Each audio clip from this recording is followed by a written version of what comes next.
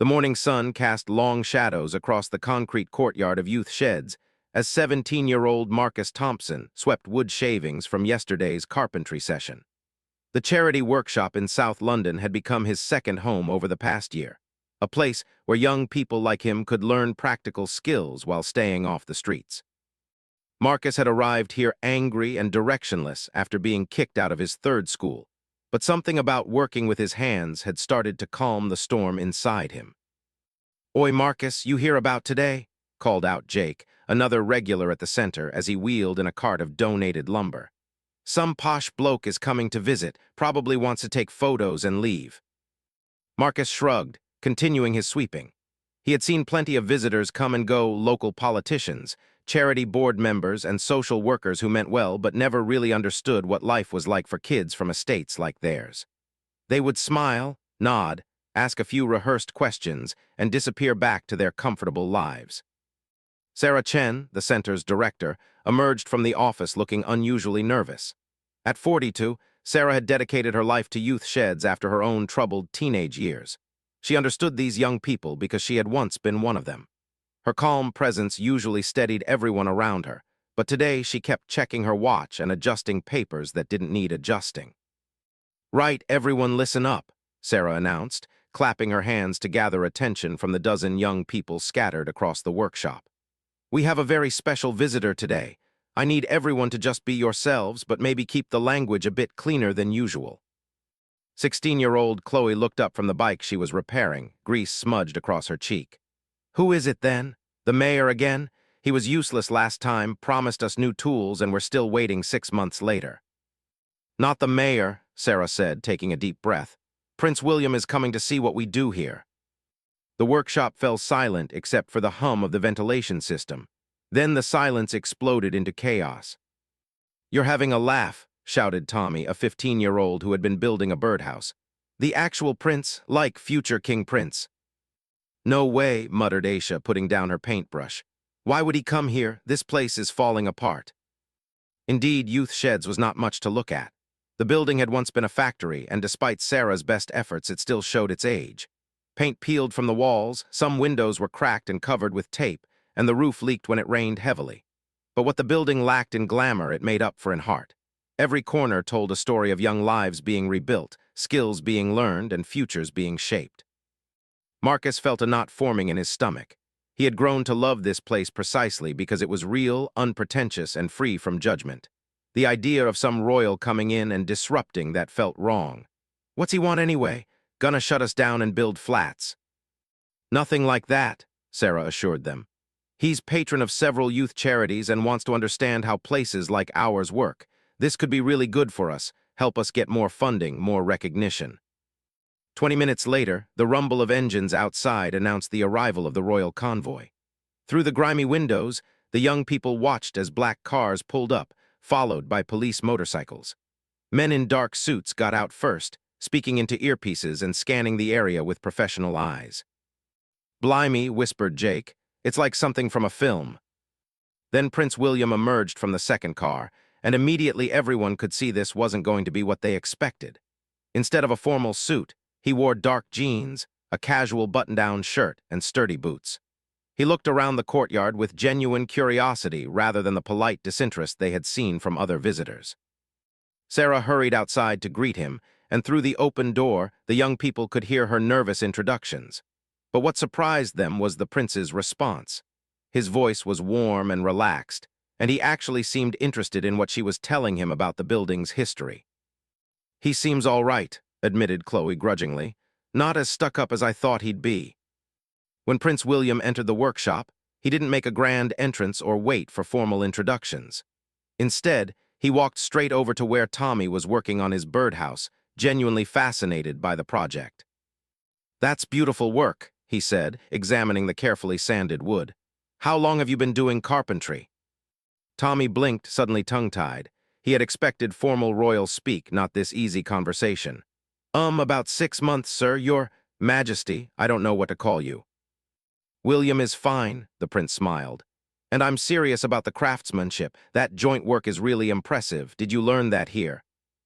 As Tommy began explaining his project, the other young people gradually relaxed. This wasn't the stiff, ceremonial visit they had feared. Prince William moved through the workshop with genuine interest, asking real questions and listening to the answers.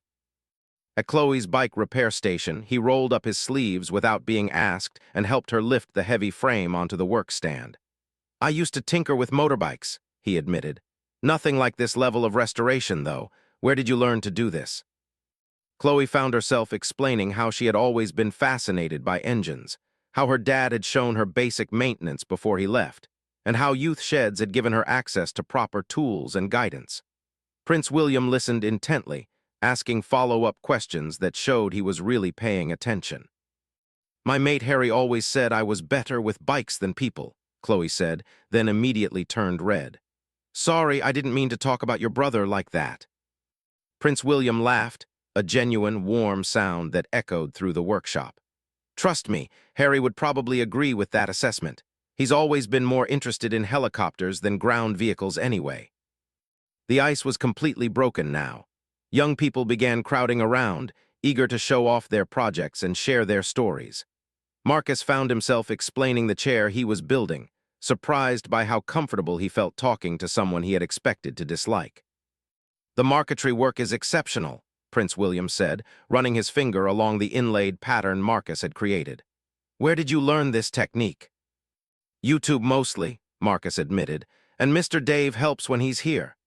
He pointed to Dave Robertson, a retired carpenter who volunteered at the center twice a week.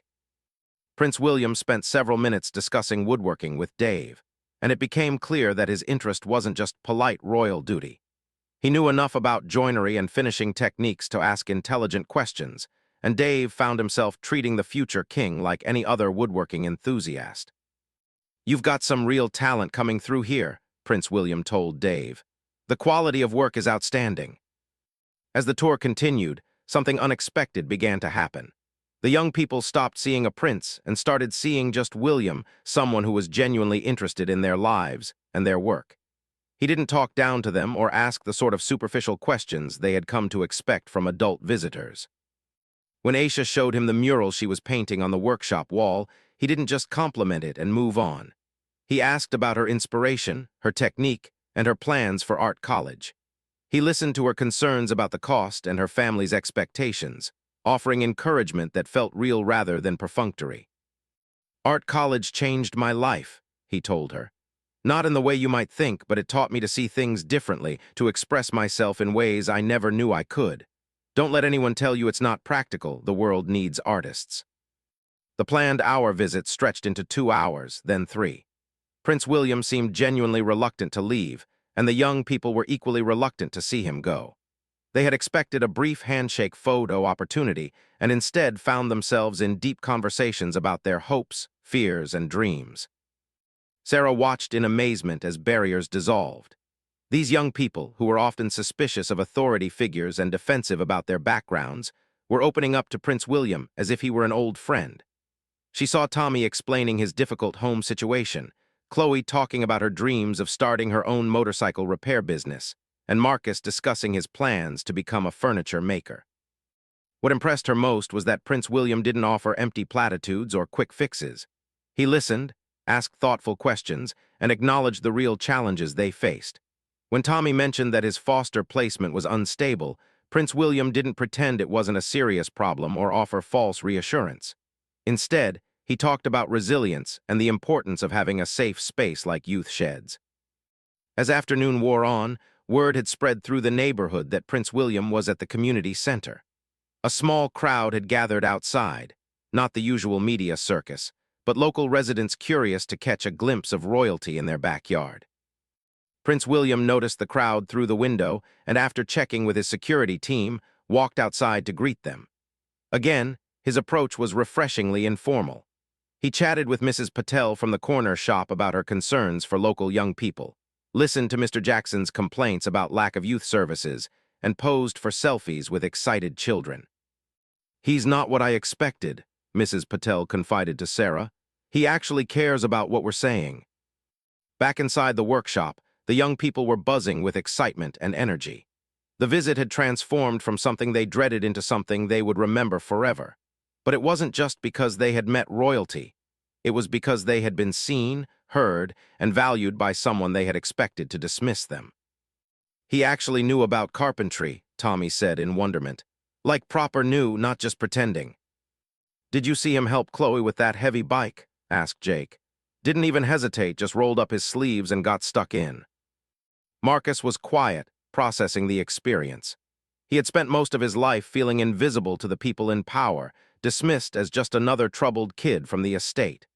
But Prince William had looked at his work with genuine appreciation, had asked about his techniques and his plans, had treated him like his opinions and dreams mattered.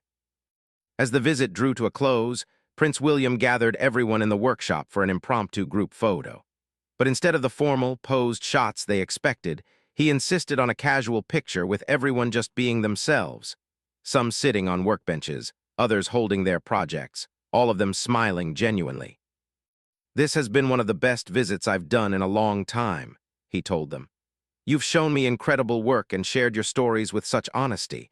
I'm genuinely inspired by what you're all achieving here." He turned to Sarah, speaking loudly enough for everyone to hear. "This place is special because of what you've all built together. The skills training is impressive, but what's really remarkable is the community you've created. These young people should be incredibly proud of what they're accomplishing." The formal goodbyes began, but Prince William took time for individual farewells with each young person. He shook hands with some, shared quick jokes with others, and promised Aisha he would look into art scholarship programs she might be eligible for. To Marcus, he said quietly, "Your marquetry work really is exceptional. Don't let anyone convince you that craftsmanship isn't valuable. The world needs people who can create beautiful things with their hands." As the convoy prepared to leave, Prince William made one final gesture that would be talked about long after he was gone. He noticed that Jake, who had been working on a wooden toy truck for his little brother, looked disappointed that he hadn't finished it in time to show properly. "May I?" Prince William asked, picking up a piece of sandpaper. For the next 10 minutes, he helped Jake sand the toy's wheels, chatting about little brothers and the importance of handmade gifts. It was a small moment, but one that perfectly captured the spirit of the entire visit. As the cars finally pulled away, the workshop fell into contemplative silence. The young people stood at the windows, watching until the convoy disappeared around the corner. Then the excitement exploded all at once, everyone talking over each other, reliving favorite moments, and processing what had just happened. "Did that really just happen?" Chloe asked, still holding the wrench she had been using when Prince William helped her with the bike. "I've got photos," Aisha said, scrolling through her phone. "My mum's never going to believe this." Sarah felt tears welling up in her eyes, but they were tears of joy and vindication. For years, she had fought to keep youth sheds running, writing grant applications, begging for donations, and trying to convince officials that what they did here mattered. Today, someone who could truly make a difference had seen that value firsthand. But more importantly, her young people had been seen and valued. They had shared their stories, shown their skills, and been treated with genuine respect and interest. For many of them, it was the first time an adult in authority had truly listened to them. The day had started like any other at youth sheds, with young people learning skills and finding their way forward. It had ended with those same young people feeling that their dreams and aspirations were valid, important, and worthy of attention from the future king himself. As evening approached and the workshop began to empty, Marcus lingered behind to finish cleaning up. The wood shavings on the floor were the same as they had been that morning, but everything else had changed. He looked at his marquetry project with new eyes, seeing not just a piece of furniture but a demonstration of skill that had genuinely impressed someone he respected. Tomorrow would bring new challenges, new projects, and the same struggles that young people from their backgrounds always faced. But today had proven something important, that their stories mattered, their skills were valuable, and their futures were worth investing in. Prince William had seen potential in them, and perhaps more importantly, they had begun to see it in themselves. The week following Prince William's visit to youth sheds buzzed with an energy that Sarah Chen had never experienced in her years running the charity. Phone calls came in constantly, local newspapers wanting interviews, other youth organizations asking how they had secured such a high-profile visit, and most surprisingly, potential donors who had heard about the prince's endorsement. Marcus arrived at the workshop that Monday morning to find a small crowd of journalists gathered outside. He pulled his hood up and tried to slip in through the side entrance, but a photographer spotted him. "Excuse me, are you one of the young people who met Prince William?" called out a woman with a notepad. "Could we ask you a few questions about the experience?" Marcus froze. He had never been comfortable with attention, and the idea of talking to reporters made his stomach churn. But before he could flee, Sarah appeared beside him, placing a protective hand on his shoulder. "Marcus doesn't have to talk to anyone he doesn't want to," she told the reporter firmly. "These young people aren't performing animals, and their privacy matters more than your story." Inside the workshop, the atmosphere was strange and electric. Everything looked the same peeling paint, the same worn workbenches, the same collection of donated tools, but somehow it all felt different. The young people moved through their usual routines, but there was an underlying excitement that hadn't been there before. "My mum's been showing the photos to everyone," Chloe announced as she began work on a new motorcycle engine. "The whole estate's talking about it. Mrs. Jenkins from upstairs said she's never been more proud to live here." Tommy was carefully applying a final coat of varnish to his birdhouse, the same project Prince William had admired. "My foster dad actually asked about my woodworking for the first time ever," he said quietly. "Wanted to know what I was building and if I needed any tools." The ripple effects of the visit were appearing in unexpected places. Aisha had received a call from her art teacher, who had heard about the prince's encouragement and wanted to discuss scholarship applications for art college. Jake's little brother had been showing off his sanded toy truck at school, telling anyone who would listen that the prince helped make it. Dave Robertson, the volunteer carpenter, arrived with a broad smile and a bag full of high-quality wood samples. "Local timber merchant heard about last week," he explained, unpacking beautiful pieces of oak, cherry, and maple. "Wants to donate materials regularly. Says if the future king thinks this place is worth supporting, then so does he." But perhaps the most significant change was in the young people themselves. Marcus noticed it first in the way they talked about their projects. Before the visit, they often downplayed their work, dismissing their creations as just messing about or not that good really. Now they spoke with pride about their skills and plans. "I've been thinking about what Prince William said about craftsmanship being valuable," Marcus told Dave as they worked together on dovetail joints. "Maybe I should look into proper furniture-making courses, like actual qualifications and that." Dave paused in his work, looking at Marcus with surprise and delight. In the year he had been volunteering at youth Shedz, he had watched this angry, defensive teenager transform into a skilled craftsman, but Marcus had never before spoken about pursuing woodworking professionally. "You absolutely should," Dave said emphatically. "You've got real talent, Marcus. I've been doing this for 30 years, and your feel for wood grain and joinery is better than apprentices I've seen with 2 years of training." Sarah overheard the conversation and felt her heart swell. This was exactly what she had hoped the prince's visit would achieve, not just positive publicity for the center, but genuine inspiration for the young people themselves. Too many of them arrived believing they were failures, convinced they had no valuable skills or realistic prospects. Prince William's authentic interest had helped them see themselves differently. The media attention brought unexpected challenges as well as benefits. A crew from a national television program wanted to film a follow-up story about the royal effect on local charities. Sarah was torn between the potential for increased funding and her protective instincts for the young people. "We don't want this place to become a zoo," she told her assistant coordinator, Jamie, as they watched a camera crew set up outside. "These kids have finally started believing in themselves. I won't have them turned into feel-good stories for the evening news." Her concerns proved justified when the television reporter began asking leading questions designed to elicit emotional responses. "How did it feel to meet royalty when you come from such difficult backgrounds?" the reporter asked Chloe, clearly expecting a tearful response about escaping poverty through royal recognition. Chloe, however, had other ideas. "It was brilliant because he actually knew about motorcycles," she said matter-of-factly. "And he didn't treat us like charity cases. He was just interested in what we were doing." The reporter tried again. "But surely meeting Prince William must have felt like a dream come true for someone from your situation." "My situation is I'm learning to rebuild engines and I'm good at it," Chloe replied, an edge creeping into her voice. "That's not a dream, that's reality, and he recognized that." Marcus watched from across the workshop, admiring Chloe's refusal to play the victim role the media wanted. It struck him that Prince William's visit had achieved something beyond raising their profiles. It had reinforced their sense of dignity and self-worth. Later that week, an envelope arrived addressed to Sarah with an official royal seal. Inside was a handwritten note from Prince William, thanking her for the warmth of their welcome and expressing his genuine admiration for the work being done at Youth Shedz. But the real surprise was what came with it: information about a new Royal Foundation initiative to support grassroots youth programs, along with an application for substantial funding. This could change everything, Sarah told her board members at an emergency meeting that evening. We're talking about enough money to properly renovate the building, expand our programs, and maybe even hire additional full-time staff.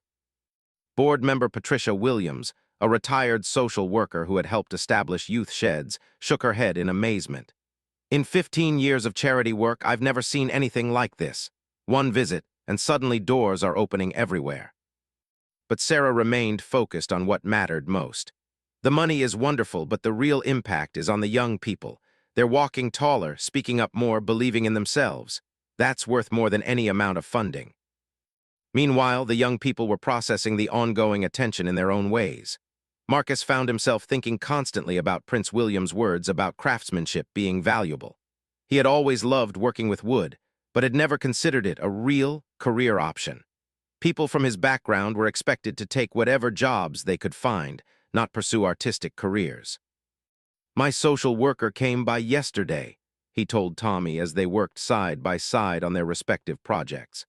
First time she's ever asked about what I'm doing here instead of just checking I'm staying out of trouble.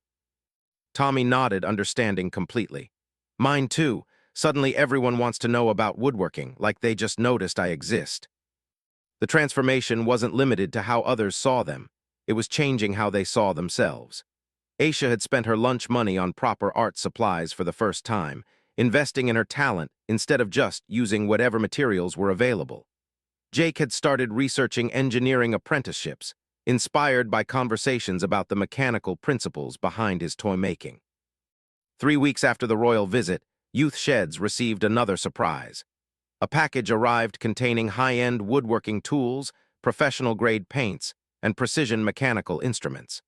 The accompanying note explained that Prince William had mentioned the center to several of his charitable contacts, resulting in coordinated donations from major suppliers. This is mental, breathed Tommy, holding a hand plane that cost more than his foster family's weekly grocery budget. These are proper professional tools. Dave Robertson examined the equipment with the reverence of a master craftsman. These tools will last decades if they're properly maintained, he told the assembled young people. You're looking at the kind of equipment that can take your skills to completely new levels. Marcus felt overwhelmed by the implications. With tools like these, he could create furniture that would rival pieces made by established craftsmen. The gap between amateur hobby and professional possibility suddenly seemed bridgeable. The ripple effects continued to spread through the community. Local businesses began offering work experience placements, having heard about the high-quality training happening at Youth Shedz. The estate where most of the young people lived, previously written off by many as a problem area, was suddenly being discussed as a place where remarkable things were happening. People look at us differently now, Chloe observed, taking a break from working on a particularly complex engine repair. Like they expect us to be impressive instead of expecting us to cause trouble. But perhaps the most significant change was in the relationships between the young people themselves. The shared experience of meeting Prince William and being recognized for their skills had created a bond that went beyond their usual friendship groups. They began collaborating more, sharing techniques across different disciplines, and supporting each other's ambitions. Marcus found himself helping Aisha with the mathematical precision needed for her mural proportions, while she taught him about color theory for wood staining. Tommy and Jake worked together on a project combining carpentry and mechanical engineering, creating a wooden toy with moving parts that required skills from both their specialties. Sarah watched these interactions with deep satisfaction. Youth Shedz had always been about more than teaching practical skills. It was about creating a community where young people could discover their potential and support each other's growth. Prince William's visit had catalyzed something that was already present but needed recognition to fully flourish. 1 month after the royal visit, the transformation of Youth Shedz was undeniable.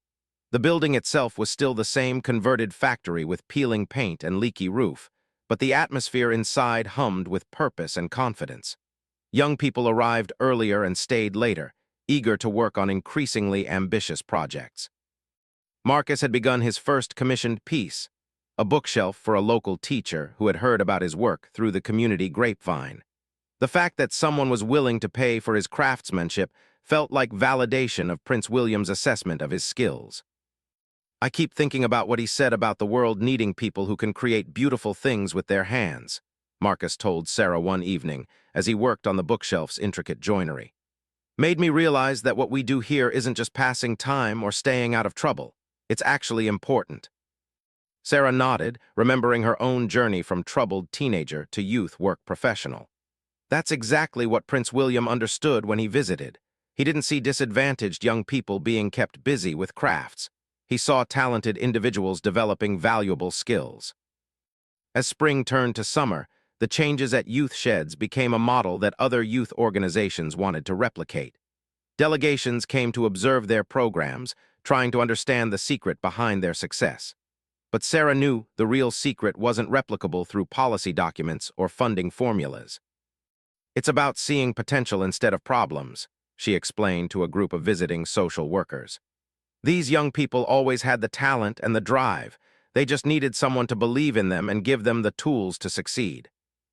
The royal visit had provided that crucial validation, but it had also revealed something that was already present, a community of young people supporting each other while developing skills that could transform their futures.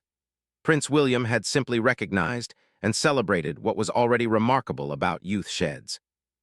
By midsummer, the workshop bore little resemblance to the space Prince William had visited. The same peeling paint and worn equipment remained, but the energy was completely different. Young people worked with confidence and pride, their projects growing more ambitious and sophisticated. The sense of possibility that had been ignited during that memorable April day had taken root and flourished. Marcus looked around at his friends as they worked, Chloe mastering increasingly complex engine rebuilds, Tommy creating furniture that would grace any home, Aisha preparing for art college, Jake designing mechanical toys that delighted children throughout the neighborhood. They were the same young people who had been sweeping wood shavings and doubting their futures just a few months earlier, but they were also completely transformed. The transformation hadn't happened overnight, and it hadn't happened simply because they met royalty. It had happened because someone they respected had looked at their work, listened to their stories, and treated them as valuable members of society. Prince William's visit had been a catalyst, but the real change came from within, from young people who finally believed they had something worthwhile to offer the world. 6 months after Prince William's transformative visit to youth Shedz, the charity received an invitation that left Sarah Chen staring at the official letterhead in disbelief.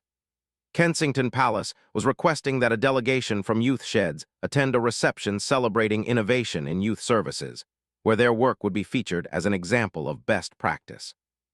"They want us to come to the palace," Sarah announced to the workshop, her voice barely containing her excitement.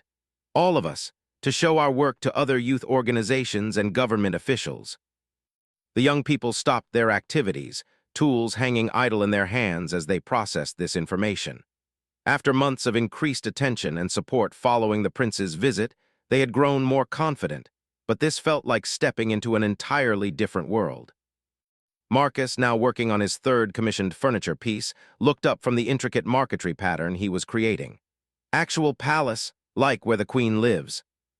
"Different palace," Tommy said, demonstrating the research skills he had developed while learning about carpentry history. "Kensington Palace is where Prince William lives with his family. I looked it up when all this started." Chloe wiped her hands on a rag, leaving the motorcycle carburetor she had been rebuilding. "What would we even do there? Show them our projects?" Sarah consulted the invitation again, reading the details more carefully. "They want us to set up displays showing our work, and some of you have been specifically asked to demonstrate your skills. It's going to be attended by charity leaders, government ministers, and other members of the royal family." The magnitude of the opportunity slowly sank in.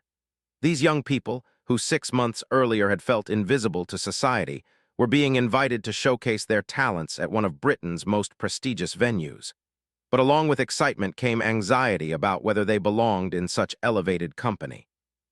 Aisha, who had been accepted for art college and was now preparing her portfolio, voiced what several of them were thinking. What if we don't fit in? What if we say the wrong thing or don't know how to act? Dave Robertson, who had become even more involved with Youth Shedz since the royal visit, overheard her concern. "You'll fit in fine because you belong there," he said firmly. "Prince William invited you because he was genuinely impressed by your work. That doesn't happen by accident." Over the following weeks, preparation for the palace reception became a community effort. The young people selected their best pieces to display, while Sarah coordinated logistics with palace staff who proved surprisingly down-to-earth and helpful. Marcus decided to bring the bookshelf he had made for his first commission, along with samples showing the progression of his marquetry skills. The piece represented not just his technical ability, but the journey from angry teenager to confident craftsman. Tommy chose a collection of items showing different woodworking techniques: the original birdhouse that had caught Prince William's attention, a jewelry box with complex internal mechanisms, and his latest project, a scale model of a traditional timber-framed building that demonstrated advanced joinery methods. Chloe faced a unique challenge since motorcycle engines weren't easily portable. Instead, she prepared a presentation board showing before and after photos of her restoration projects, alongside the custom tools she had fabricated for specialized repairs. Aisha selected paintings and sketches that chronicled her artistic development, including studies she had made of the Youth Shedz workshop that captured the energy and camaraderie of their community. Jake brought his mechanical toys, each one more sophisticated than the last, demonstrating how play could be combined with serious engineering principles. The week before the reception, nerves began to show. These young people had grown enormously in confidence, but they were still teenagers from working-class backgrounds about to enter one of Britain's most formal environments. "What if I drop something?" worried Tommy during a practice session where they rehearsed explaining their work to imaginary visitors. "What if I can't remember the names of the wood joints? What if they ask about my background and I don't know what to say?" added Marcus, who rarely discussed his family situation even with close friends. Sarah gathered them together for a frank conversation about their concerns. "Listen to me carefully," she said, her voice carrying the authority of someone who had fought for these young people every day. "You are not going to this reception as charity cases or inspiring examples of disadvantaged youth overcoming obstacles. You are going as skilled craftspeople and artists who have created remarkable work." She gestured around the workshop, which now displayed months of increasingly sophisticated projects. "Look at what you've achieved. This isn't luck or charity, this is talent, hard work, and dedication. Prince William recognized that, and that's why you've been invited." Dave Robertson supported her message with practical advice. "When someone asks about your work, just tell them what you did and how you did it.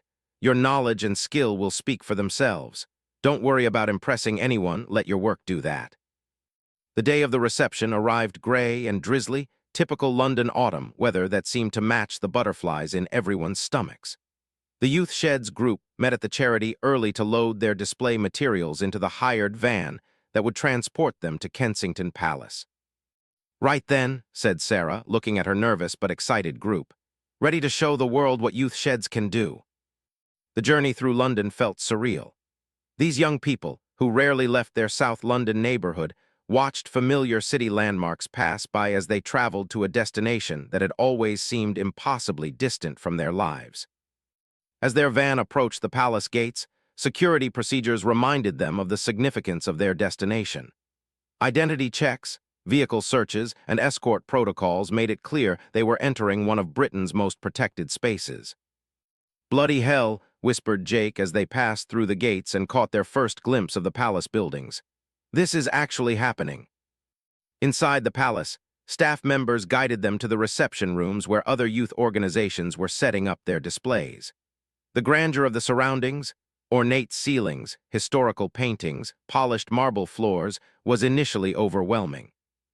But as they began arranging their work, the young people's focus shifted from their intimidating surroundings to the familiar comfort of their projects. Marcus carefully positioned his bookshelf to catch the light, highlighting the complex grain patterns he had matched so precisely. Tommy arranged his woodworking progression to tell the story of developing skill and ambition. "This is mental but good mental," Chloe said as she set up her motorcycle restoration display. Look at our stuff next to everyone else's. We're not out of place at all. Indeed, as they surveyed the other displays from youth programs around Britain, the Youth Shed's work held its own impressively. Their projects showed not just competent skill development, but genuine artistry and innovation. An hour before the reception officially began, Prince William arrived for a private preview with the participating organizations.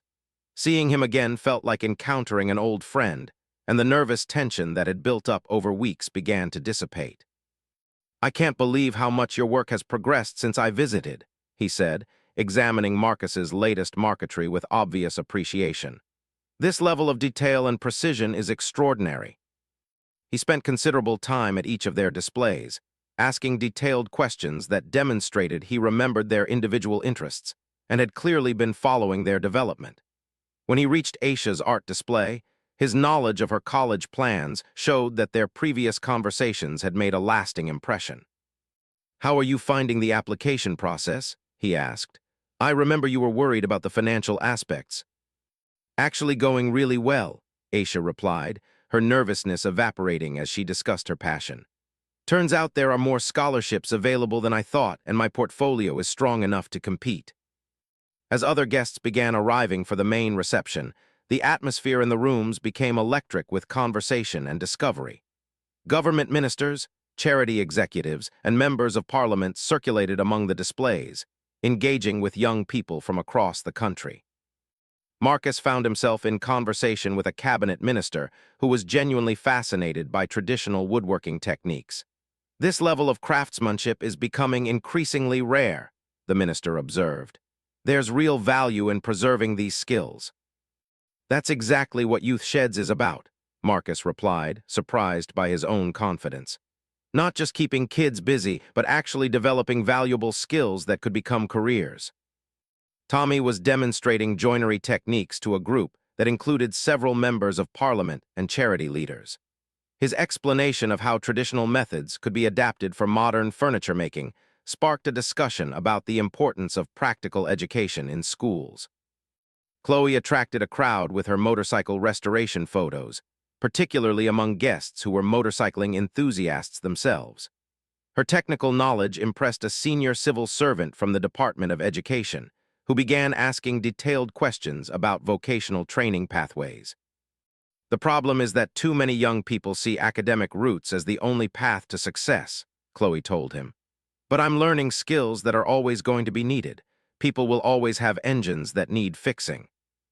Jake's mechanical toys proved popular with guests who had children, but they also generated serious discussions about engineering education and the importance of hands-on learning. A representative from a major engineering firm spent 20 minutes examining the progressively complex mechanisms Jake had created. "Have you considered an apprenticeship in mechanical engineering?" she asked. "This kind of practical understanding combined with formal education could lead to an excellent career."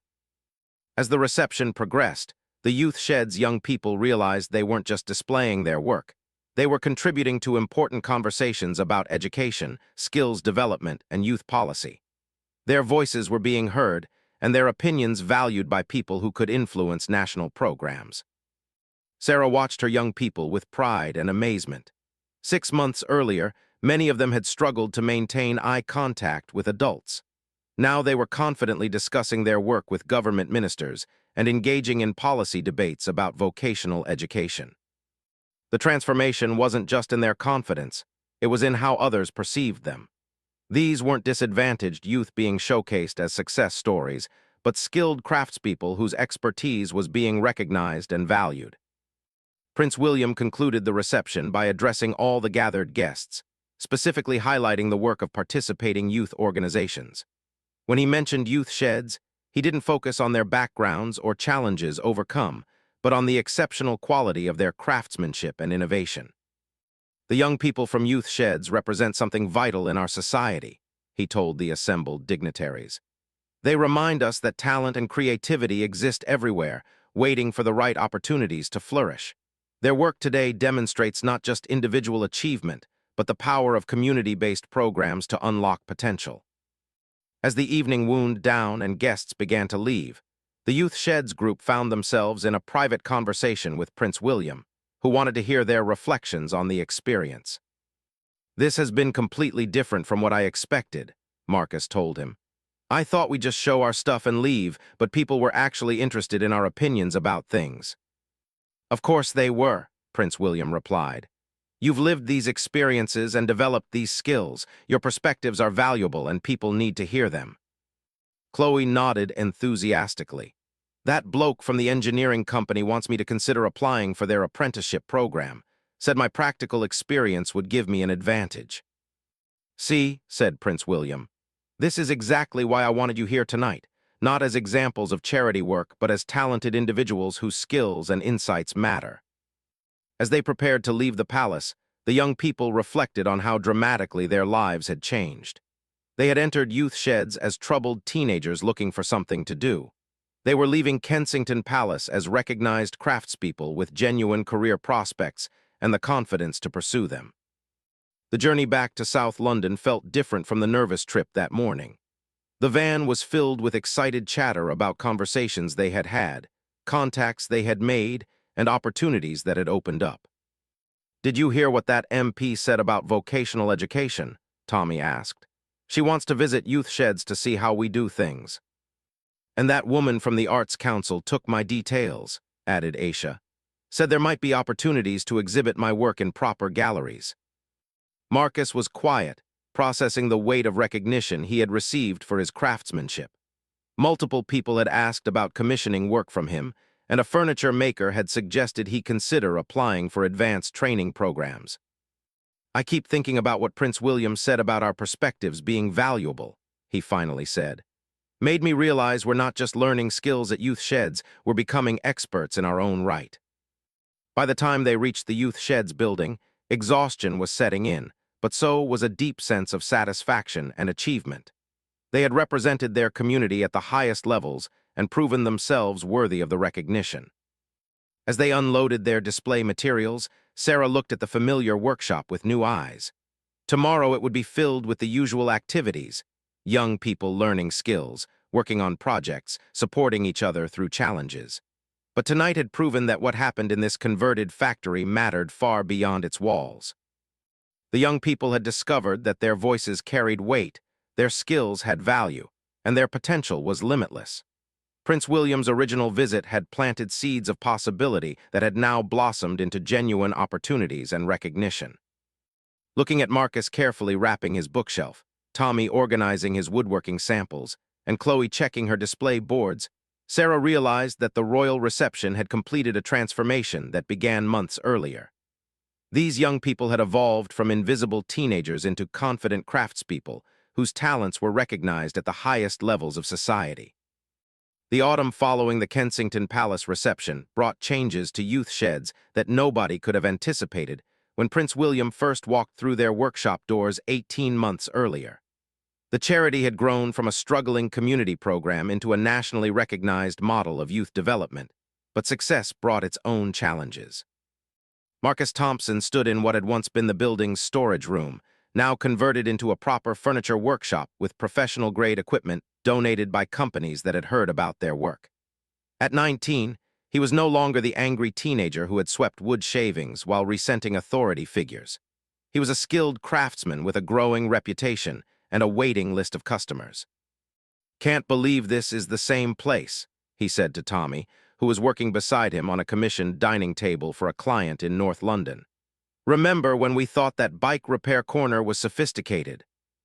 The expansion had been necessary but bittersweet. Youth Shedz now operated across 3 connected buildings, with specialized workshops for different crafts and a proper gallery space where young people could display and sell their work. The ramshackle charm of the original space had been preserved, but the organization had evolved into something much larger and more complex. Sarah Chen, now managing a staff of 12 instead of running everything herself, often found herself missing the intimacy of the early days. Success had brought funding, recognition, and opportunities, but also bureaucracy, media attention, and pressure to constantly prove their worth to a growing list of stakeholders. "Sometimes I wonder if we've lost something in all this growth," she confided to Dave Robertson as they watched new arrivals being oriented to the expanded facilities. The kids still do amazing work, but it feels different somehow. Dave, now employed part-time as workshop coordinator instead of just volunteering, understood her concerns. It's natural to feel nostalgic, he said. But look at the opportunities we can offer now. Marcus has his own workshop space, Chloe's training other young people in engine repair, and we've got kids coming from all over London because they've heard about what happens here. Indeed, the success had created its own momentum. The original group of young people had become informal mentors to new arrivals, passing on not just technical skills, but the confidence and self-belief that Prince William's visit had helped instill in them. Chloe, now 20, and completing her second year of a mechanical engineering apprenticeship with a major automotive firm, came back to Youth Shedz twice a week to teach motorcycle maintenance. Her transformation from defensive teenager to confident young professional was complete, but she never forgot where the journey had begun. "New lot seems keen," she told Marcus as they watched a group of 15 and 16-year-olds working on their first projects. "That girl Zara reminds me of myself when I started, knows engines, but doesn't think anyone takes her seriously." The young people who had met Prince William had become something like local celebrities, but they handled their status with surprising maturity. They understood that their role was not just to succeed individually, but to prove that transformation was possible for others like them. Tommy had surprised everyone, including himself, by choosing to study for his A-levels while continuing his woodworking. He planned to apply for architecture, inspired by his growing understanding of how buildings were constructed and his desire to design spaces that brought communities together. "Youth Shedz taught me that making things with your hands and using your brain aren't separate," he explained to a journalist writing about the center's success. "Architecture combines both, and I want to design buildings that give people the same sense of possibility that this place gave me." Aisha was thriving in art college, but maintained her connection to Youth Shedz by teaching painting and design to new students. Her mural, which had impressed Prince William during his original visit, had been preserved during the building renovations and become a symbol of the center's evolution. Jake had followed the engineering path that conversations at Kensington Palace had opened up, but he returned regularly to work with younger children, teaching them that learning could be fun and that complex concepts could be understood through hands-on experimentation. The ripple effects of their success extended far beyond the individuals involved. Youth Shedz had become a pilgrimage destination for educators, policymakers, and youth workers from around the world, all trying to understand how a struggling community program had achieved such remarkable results. "It wasn't magic," Sarah found herself explaining repeatedly to visiting delegations. "It was consistent support, high expectations, and the kind of recognition that Prince William provided. These young people were always capable of amazing things. They just needed someone to believe in them." But the international attention brought pressure to replicate their model in other locations. Government officials talked about scaling up and creating networks of Youth Shedz-style programs across Britain. While Sarah appreciated the enthusiasm, she worried about losing the personal relationships and community connections that made their approach effective. The original workshop space had been carefully preserved as a reminder of their roots, complete with the same peeling paint and worn workbenches where Prince William had first encountered their work. New students often started there before progressing to the more sophisticated facilities, ensuring they understood the center's history and values. Marcus often brought potential clients to this original space when showing them around the expanded facility. "This is where it all started," he would tell them. "Prince William stood right here and looked at my early work like it actually mattered. That changed everything." His furniture business had grown to the point where he was considering renting additional workshop space, but he insisted on maintaining his connection to Youth Shedz. 2 days a week, he taught advanced techniques to students ready for complex projects, passing on skills that went far beyond woodworking. "Marcus doesn't just teach joinery," observed one of his students, 17-year-old Kemmel. "He teaches you to see yourself as a craftsman, not just someone messing about with wood." The success stories weren't universal, and Sarah was honest about that when discussing their work with visitors. Youth work was difficult, and not every young person who came through their doors experienced dramatic transformation. But the overall success rate was remarkable, with more than 80% of participants going on to further education, apprenticeships, or employment. What Prince William's visit did was make everyone, the young people, their families, the wider community, realize that what we were doing here had real value, Sarah explained to a parliamentary committee investigating youth services.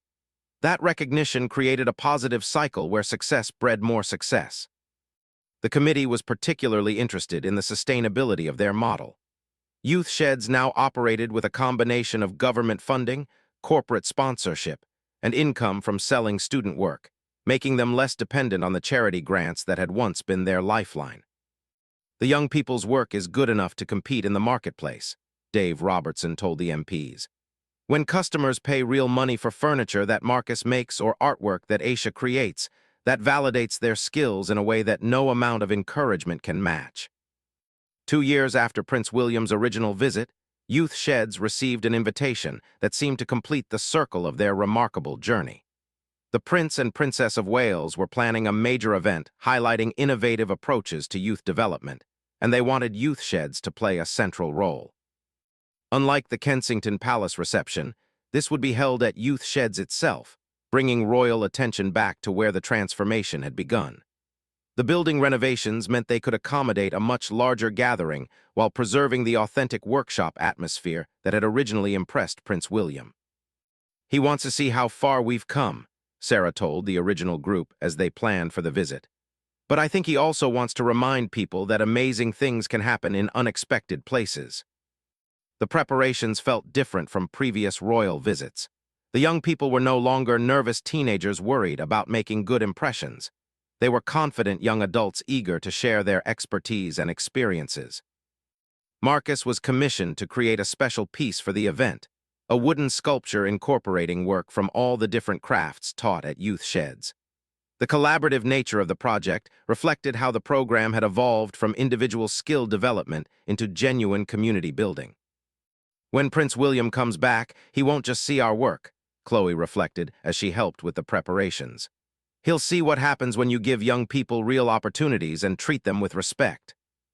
The week before the royal visit, local media coverage intensified, bringing attention back to the neighborhood that had first seemed so far removed from royal circles. Estate residents who had watched the transformation with pride found themselves interviewed about the changes they had witnessed. "It's not just the young people who have changed," observed Mrs. Patel from the corner shop. "The whole area feels different, more hopeful somehow. People believe things can get better." The anticipation built as the day approached, but it was excited anticipation rather than nervous anxiety. Youth Sheds had proven itself on the largest stages and was ready to showcase how far they had traveled from those humble beginnings when Prince William had first rolled up his sleeves to help sand a wooden toy. On the morning of the visit, Marcus arrived early to make final adjustments to the collaborative sculpture. The piece incorporated marquetry from his own specialty, mechanical elements inspired by Jake's toys, painted details from Aisha's artistic vision, and structural components showcasing Tommy's joinery skills. It represented not just their individual talents, but the collective journey they had shared. "Think he'll remember us?" asked Tommy, arriving as Marcus made the final preparations. "Course he will," replied Chloe, wheeling her latest motorcycle restoration project into position for display. "You don't forget people who change your understanding of what's possible." As the morning progressed and final preparations were completed, the significance of the moment became clear. Youth Sheds was no longer a struggling charity hopping for recognition. It was an established success story that had influenced youth policy across Britain and inspired similar programs internationally. But at its heart, it remained what it had always been, a place where young people discovered their potential, developed valuable skills, and learned to see themselves as capable of remarkable things. Prince William's return would celebrate not just their individual achievements, but the power of believing in young people's ability to exceed everyone's expectations, including their own. The workshop spaces buzzed with activity as current students worked alongside the original group, demonstrating the continuity that connected their early struggles with their current success. New arrivals could see living proof that transformation was possible, while the original members could share their expertise and experience with the next generation. As noon approached and the royal convoy appeared in the distance, Sarah looked around at the converted factory that had become a beacon of hope for young people across the country. The peeling paint had been refreshed, the equipment was state-of-the-art, and the facilities were professional grade, but the essential spirit remained unchanged. Young people still arrived feeling undervalued and left believing in their potential. The methods had been refined and the resources had multiplied, but the core mission endured, proving that every young person possessed talents worth developing and dreams worth pursuing. Prince William's return would acknowledge how far they had traveled while reaffirming the values that had made their journey possible. The boy who had once swept wood shavings while resenting visitors was now a master craftsman preparing to welcome royalty as an equal, ready to share his expertise and experience with confidence born of genuine achievement. The day of Prince William's return to Youth Shedz arrived with crisp October sunshine that streamed through the workshop windows, illuminating the transformed space where an extraordinary journey had begun 2.5 years earlier. The converted factory had evolved into a thriving campus of interconnected buildings, but the original workshop remained at its heart, preserved as both functional space and symbol of humble beginnings. Marcus Thompson stood beside the collaborative sculpture he had created, its polished surfaces reflecting the morning light as he made final adjustments. At 21, he had become the success story that even his most optimistic supporters couldn't have imagined, a master craftsman with his own business, a teaching role at Youth Shedz, and commissions from clients across London who valued traditional skills executed with contemporary innovation. "Nervous?" asked Sarah Chen, approaching with a smile that mixed pride with disbelief at how far they had all traveled. "Excited," Marcus replied, running his hand along the sculpture's marquetry panels. "This piece tells our whole story, where we started, what we've learned, where we're going. Can't wait to show him." The sculpture represented more than artistic achievement. It embodied the collaborative spirit that had grown from Prince William's original recognition of their potential. Each element contributed by different Youth Shedz alumni showcased how individual talents had been nurtured into collective strength.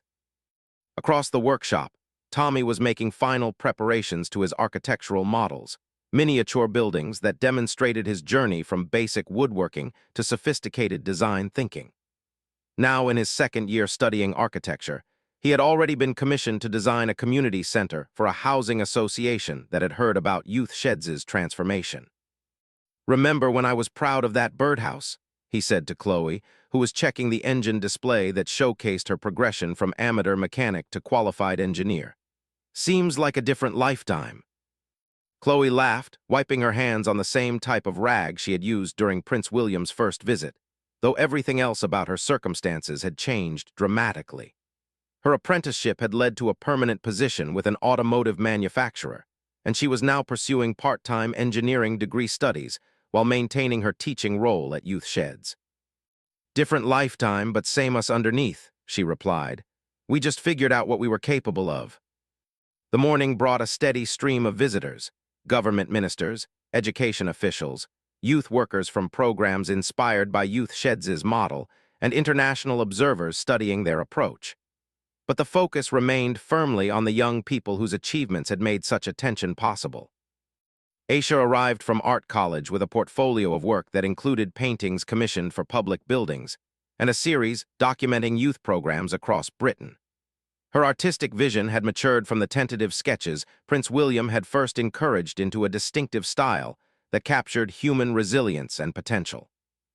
Jake, now completing his engineering degree while working part-time for a toy design company, brought his latest creations, sophisticated mechanical puzzles that combined playfulness with serious engineering principles.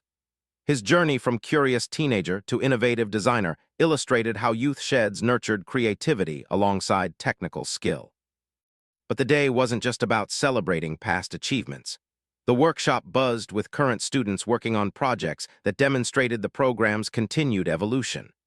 15-year-old Zara was rebuilding a vintage motorcycle engine under Chloe's guidance, while her classmate David crafted furniture pieces that would rival Marcus's early work.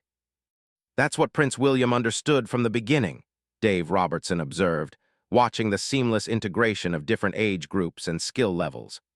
"This wasn't about one generation of success stories. It was about creating a system where excellence became the norm." At 11 o'clock, the familiar sound of approaching motorcycles announced the royal arrival. But this time, The young people waiting to greet Prince William weren't nervous teenagers hopping to make good impressions. They were confident professionals ready to share their expertise and achievements. Prince William emerged from his car and immediately noticed the transformation of the building complex while recognizing the preserved authenticity of the original workshop. His approach remained characteristically informal, but the conversations that began were between equals rather than patron and beneficiaries. "Marcus, this is extraordinary," he said, examining the collaborative sculpture with obvious appreciation for its technical sophistication and symbolic meaning. "The craftsmanship is museum quality, but it's the story it tells that's really remarkable." Marcus found himself explaining not just the technical aspects of creating the piece, but the collaborative process that had brought together skills from across Youth Shedz' programs. Each part represents someone's specialty, but they all work together to create something none of us could have made alone, he said. "That's basically what this place taught us. Individual excellence plus community support equals possibilities we never imagined." The tour that followed showcased not just improved facilities and expanded programs, but the development of young people into mentors and leaders.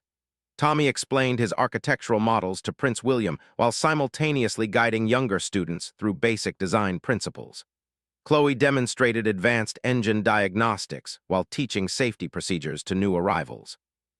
"What strikes me most is how you've maintained the authentic spirit while achieving such professional standards," Prince William told Sarah as they moved through the workshops. "These young people aren't just learning skills, they're developing expertise that rivals anything I've seen in established institutions." The centerpiece of the visit was a demonstration where current students and alumni worked together on a complex project that required multiple specialties. Marcus guided the woodworking elements while Chloe handled mechanical components. Tommy contributed design insights. Aisha provided artistic direction, and Jake engineered moving parts that transformed the static piece into an interactive sculpture. Prince William didn't just observe, he participated, following instructions from the young people as they explained each step of the process. His involvement wasn't ceremonial. He genuinely contributed to the project while learning from their expertise. "This is exactly what I hoped would happen," he said during a break in the work, addressing the assembled group of students, alumni, staff, and visitors. Not just that individual young people would develop impressive skills, but that a community would emerge where expertise is shared, standards are high, and everyone believes in each other's potential. The formal part of the visit included presentations to the wider audience about Youth Shedz' impact on youth development policy and practice.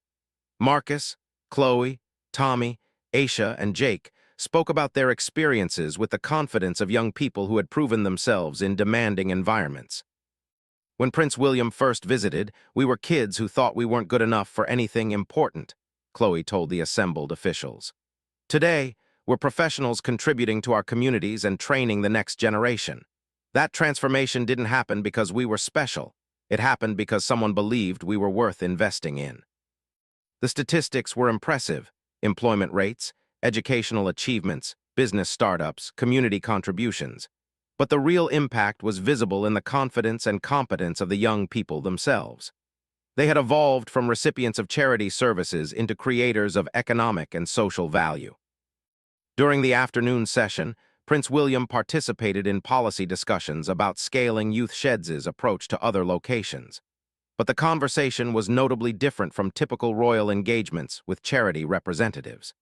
The Youth Shedz alumni were equal participants, contributing insights based on their lived experience of transformation. "The key isn't just replicating our programs," Marcus explained to a group that included senior civil servants and education ministers.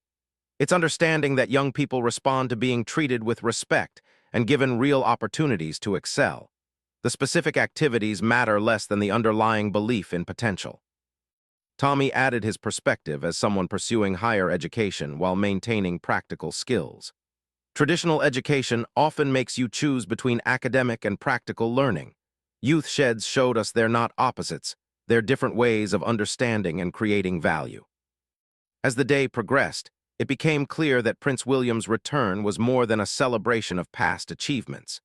It was a recognition that Youth Shedz had evolved into something larger than its original mission, a demonstration of what became possible when society invested genuinely in young people's potential, rather than merely managing their problems. The international visitors were particularly interested in the sustainability of the model.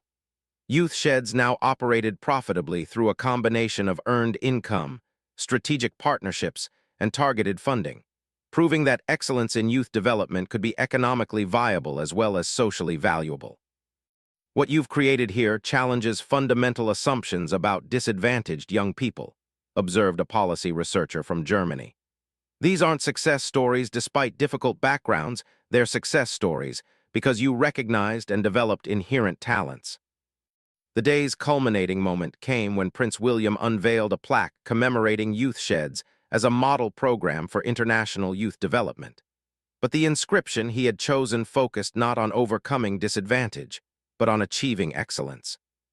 In recognition of outstanding craftsmanship, innovative education, and the power of believing in young people's unlimited potential, the plaque read. Youth Sheds proves that remarkable achievements emerge when talent meets opportunity and community support. As the formal events concluded, and Prince William prepared to leave, he gathered the original group for a private conversation that felt more like old friends catching up than a royal farewell. I want you to know that watching your journeys has been one of the most rewarding experiences of my public life, he told them. Not just because you've achieved so much individually, but because you've proven something important about human potential and the value of believing in each other. Marcus spoke for the group when he replied, "You started this by treating us like we mattered when most people saw us as problems to be managed. That recognition changed everything, not just for us, but for everyone who's come through here since." As Prince William's convoy departed, the Youth Sheds community gathered in the original workshop where their journey had begun. The space looked almost exactly as it had during that first nervous encounter. The same workbenches, the same tools, even some of the same peeling paint that Sarah had insisted on preserving. But everything else had changed. The young people in the room were confident professionals, skilled craftspeople, innovative designers, and emerging leaders. More importantly, they had become mentors and inspirations for countless others who arrived at Youth Sheds believing they weren't capable of significant achievement. "So what's next?" Sarah asked the group, a question that would have seemed pointless during those early days when just getting through each day felt challenging. The answers came easily and ambitiously. Marcus talked about expanding his furniture business while developing advanced training programs. Chloe discussed her plans to establish a network of technical education centers focused on automotive skills. Tommy outlined his architectural vision for community spaces that fostered the same collaborative spirit as Youth Sheds. Aisha described her artistic projects documenting youth empowerment initiatives internationally, while Jake explained his work developing educational toys that made engineering concepts accessible to children who might otherwise never encounter them. "The best part," reflected Tommy, "is that none of this feels impossible anymore. We learned that if you develop real skills and build genuine relationships, you can create opportunities instead of just waiting for them." As evening approached and the workshop gradually emptied, Marcus lingered to make final adjustments to the collaborative sculpture. The piece would remain at Youth Sheds as both artwork and symbol, reminding future students that extraordinary achievements were possible regardless of starting circumstances. Looking around the space where his transformation had begun, Marcus remembered the angry teenager who had swept wood shavings while resenting visitors who seemed to have everything handed to them. That boy could never have imagined becoming the confident craftsman who now ran his own business and taught others to believe in their potential. But the most remarkable aspect of the journey wasn't individual success. It was the discovery that transformation was contagious. When young people saw peers achieving excellence, they began to believe in their own possibilities. When skilled adults treated them as capable of sophistication rather than needing to be managed, they rose to meet those expectations. Prince William's original recognition had catalyzed changes that continued expanding in ripples of influence. Youth Sheds had become a model studied internationally.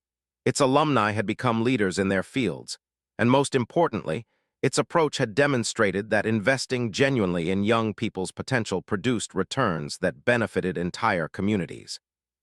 The converted factory in South London had proved that remarkable achievements could emerge from unexpected places when talent met opportunity and community support. More than that, It had shown that believing in young people's unlimited potential wasn't just inspirational rhetoric. It was practical policy that produced measurable results in skills development, economic contribution, and social cohesion.